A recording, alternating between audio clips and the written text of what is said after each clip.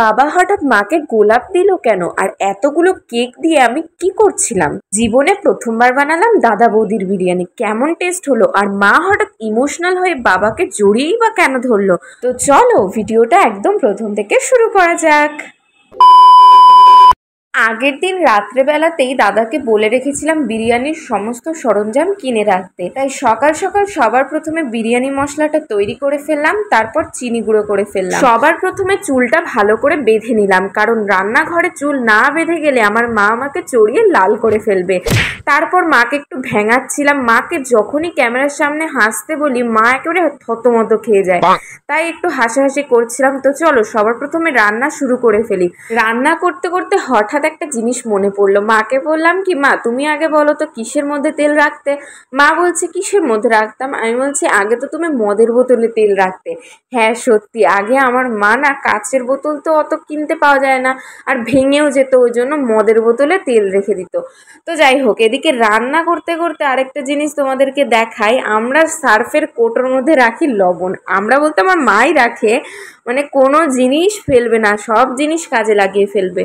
আর রান্না করতে করতে আরেকটা জিনিস তো মাস্ট, সেটা হচ্ছে বারবার হাত ধোয়া। হাত না ধুলে একদমই ভালো লাগে না। আর সকাল 7টার থেকেই বা কেন বিরিয়ানি রান্না করছি সেটাই তোমাদেরকে বলছিলাম, কারণ দেখো বিরিয়ানি রান্না করতে অনেক টাইম লাগে, আর সকাল সকাল রান্না না করলে রান্না করতেও লেট হয়ে যায় আর খেতেও দেরি হয়ে যায়, সেই জন্য তাড়াতাড়ি শুরু করে দিয়েছিলাম রান্না করা। এদিকে আমার বেরেস্তা রান্না করা কমপ্লিট, কিন্তু বেরেস্তা কেন বলে আমি জানি না, এখানে পেঁয়াজ ভাজা বললেই তো হয়ে যায়, এত নকশা সত্যি।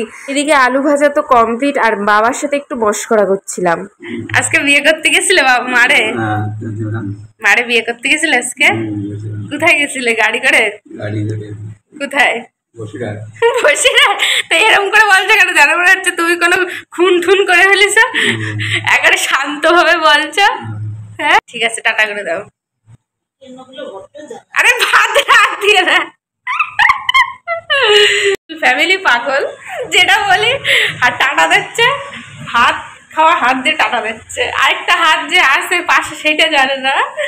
এইদিকে আলু একদম লজ্জায় একেবারে লালই হয়ে গেছে, পুরো কালার এত হারে দিয়েছি। তোমরা তো জীবনে বহু রকমের ড্রেস পরার স্টাইল দেখেছো, আর এদিকে আমার মায়ের একটা জিনিস দেখায়, দেখো উপরে তো শাড়ি পরা দেখতেই পাচ্ছ, কিন্তু দাঁড়াও আসল জিনিসটা দেখায়। হ্যাঁ এই যে ভেতরে পরা নাইটি, নাইটির উপরে শাড়ি জড়িয়েই কিন্তু আমার মা সারা দেশ ঘুরে ফেললো। এইদিকে চিকেন লেগ পিস নিয়ে আমি একটু নাচানাচি করছিলাম, আর মাংস ম্যারিনেট করা কমপ্লিট।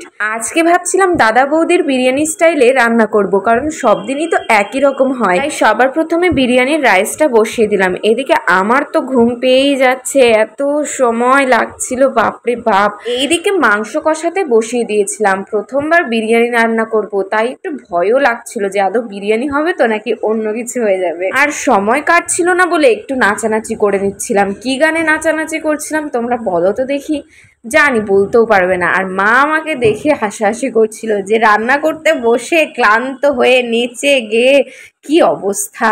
একদিকে হচ্ছিল চিকেন কষা, আরেকদিকে দম দেওয়ার জন্য চিকেন কষা। বাপরে বাপ, এইসব করতে করতেই বেজে গেছিল দুপুর 1:30। তাই ভাবছিলাম যে সকাল 7টার সময় যে কেন ঘুম থেকে উঠতে গেলাম, তাও তো কোনো লাভের কিছুই হলো না, সেই তো দেরি হয়ে গেল। এইবার হচ্ছে মেন যেই কাজটা, দম দেওয়া। তাই রাইসে একে একে লেয়ার দিয়ে সমস্ত যা যা লাগে আর কি এখন মনে পড়ছে না, সবকিছু দেওয়া হয়ে গেলে চিকেন কষা টেস্ট করছিলাম। তারপর আটা দিয়ে হাঁড়ির চারপাশে একটু দিয়ে দিচ্ছিলাম, যাতে ভেতরকার হাওয়াটা বাইরে না বেরিয়ে যায় দম দেওয়ার জন্য। শেষবারের মতন লুকটা দেখে নিচ্ছিলাম, কারণ যদি একবার খারাপ হয়ে যায় তো গেল সব। তো চলো একেবারে রান্না শেষে তোমাদেরকে দেখাই কেমন হলো। ব্যাস তৈরি হয়ে গেল আমার হাতের বানানো প্রথম দাদা বৌদির বিরিয়ানি, আর সাথে চিকেন কষা। আমার তো এখনো ভিডিও এডিটিং করতে বসে জিভে জল এসে যাচ্ছে বিরিয়ানি দেখে।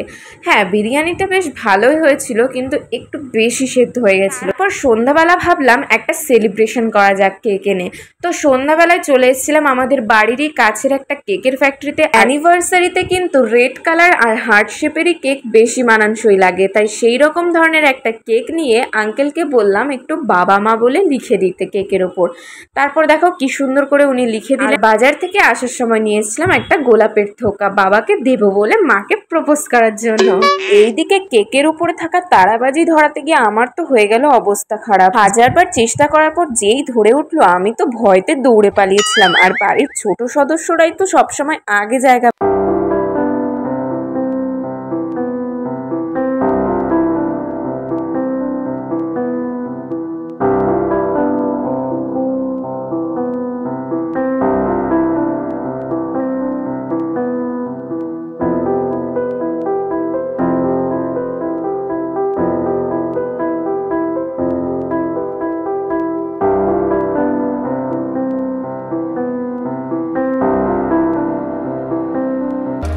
এইদিকে বাবাকে বললাম মাকে গোলাপ দিয়ে আই লাভ ইউ বলতে, উল্টে মাই বাবাকে আই লাভ ইউ বলে দিল।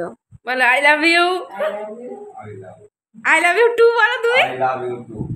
এইটা তো আমার ছোট্ট বাবা, তাই ছোট্ট বাবাও মাকে প্রপোজ করলো। আর এখনকার বাচ্চাদেরকে কিছু শেখানো লাগে, তাই ও একাই নিজে নিজে করছে। আমিও এইদিকে দাদার পিছন লাগছিলাম। তো চলো আজকের ভিডিওটা এখানেই শেষ করলাম, বাই বাই।